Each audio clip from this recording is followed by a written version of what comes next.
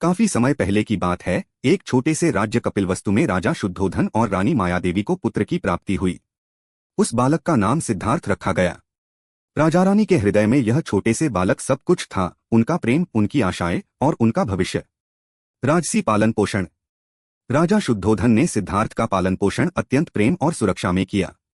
उन्होंने अपने प्रिय पुत्र को जीवन की दुख दर्दों से दूर रखकर केवल सुख दुर्लभ का अनुभव कराया। चारों ओर केवल आनंद और वैभव था, महलों की दीवारें, सुंदर वस्त्र, उत्सव के गीत और धन की कमी नहीं।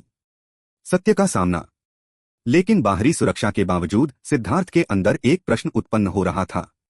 4 बार का सामना, पहले एक बूढ़े व्यक्ति से, फिर एक रोगी से, एक मृत्युशैया पर पड़े व्यक्ति से और अंततः एक संत से, इसने सिद्धार्थ को जीवन के दुख, अस्थायित्व और अर्थ की गहराई से अवगत कराया। इस अनुभव ने उसके भीतर एक बदलाव लाया। उसे संसार को छोड़कर अंतर्मुखी साधना की ओर जाने की प्रेरणा मिली। त्याग और साधना।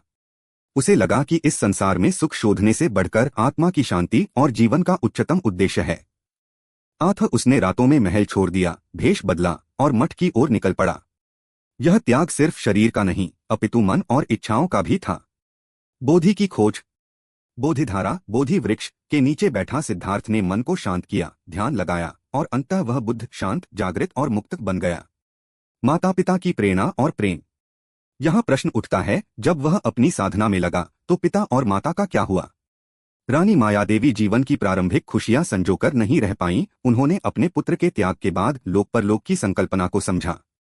राजा शुद्धोधन का हृदय भी खाली नहीं रहा कि पीड़ा और प्रेम बुद्ध के संदेश की गहराई और ममता का हिस्सा बन गए।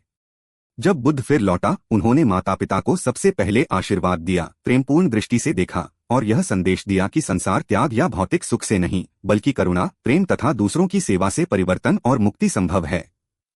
एक अद्वितीय तोहफा, शांति, प्रेम और करुणा।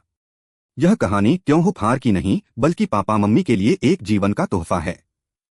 पिता के लिए यह सिखाती है कि बच्चों की आत्मा को समझने का मार्ग केवल